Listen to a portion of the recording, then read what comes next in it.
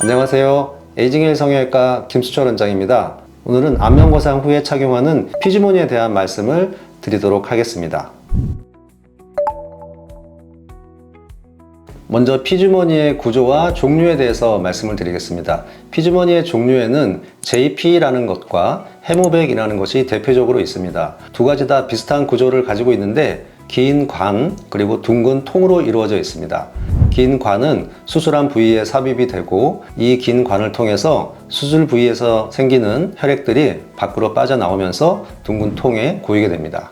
피지모니와 관련된 좀 더 자세한 내용은 이전에 촬영했던 영상들이 있기 때문에 이 영상들을 참조하시면 좋겠습니다. 저에게 상담 오시는 분 중에서 이 피지모니와 관련해서 어떤 병원에서는 차야 된다고 얘기하고 또 어떤 데서는 차지 않아도 괜찮다라고 얘기하고 이제 이런 부분에 대해서 질문하시는 분들이 계십니다. 우리가 개인에 따라서 어떤 신체의 증상이 있을 때 그 증상의 경중이 다 다를 수 있고 그렇기 때문에 치료법이 달라지게 됩니다. 예를 들어서 어떤 분이 기침과 열이라는 증상이 있다고 가정을 해볼 때 이 증상이 굉장히 중한 경우에는 폐렴일 수도 있고 가벼운 경우에는 감기일 수도 있습니다.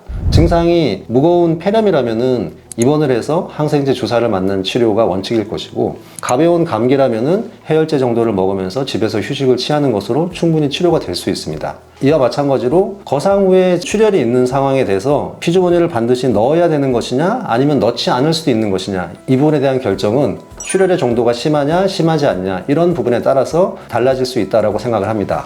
지금 화면에서 보이는 사진은 안면거상 후 2주째 모습인데 한 분은 굉장히 멍붓기가 심하고 한 분은 그렇게 심하지 않은 모습입니다. 똑같은 안면거상을 했지만 이렇게 환자의 어떤 상태에 따라서 증상의 경중은 다를 수 있는 것입니다.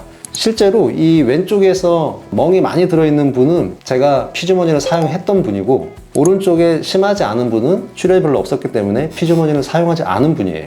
우리가 일반적으로 피지모니를 사용하지 않으면 멍붓기가 심하고 피지모니를 사용하면 멍붓기가 빨리 회복된다 이렇게 알고 있는 게 일반적인데 꼭 그렇지만은 않다는 거죠. 피지모니를 사용하지 않는 경우에는 수술 범위가 굉장히 적고 수술을 좀 적당히 또 하는 게 아니냐 이런 질문을 환자분들이 가끔 하셔서 제가 실제로 수술 범위를 굉장히 크게 가져가면서도 피지모니를 사용하지 않고 치료했던 환자분의 실예를 보여드리겠습니다. 지금 이분은 이제 50대 여자분인데 노화가 아주 심하진 않지만 입 주변에 이렇게 뭔가 불룩하면서 얼굴이 약간 울퉁불퉁하고 볼 주변이 꺼지면서 여기가 이렇게 처져 있는 증상을 가지고 온 분이셔서 안면거상을 계획을 했습니다. 실제로 이분 같은 경우는 광대 밑하고 얼굴 옆부분이 굉장히 많이 꺼져 있는 게 보입니다. 실제로 처지지 않았을 때는 이 가운데 부분에 있어야 될 볼륨들이 밑으로 많이 내려오면서 그 중간이 많이 꺼져 있는 것이기 때문에 수술 범위를 적게 수술을 해서는 이 멀리 떨어져 있는 부분을 절대 해결할 수 없기 때문에 수술 범위를 약간 넓게 가져갈 수밖에 없는 경우입니다.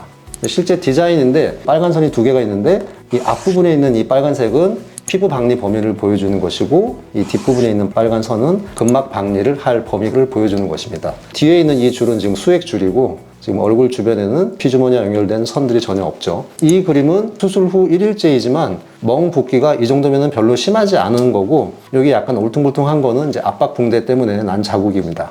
수술 후 일주일째 모습입니다. 여전히 여기 피부 박리 경계 부위가 약간 볼록하게 보이는 정도 외에 특별하게 멍붓기 심하지 않은 모습이고 한 달째 모습입니다. 멍붓기 거의 다 사라졌고 경계 부위가 보이던 부분도 평평하게 거의 회복이 되었습니다.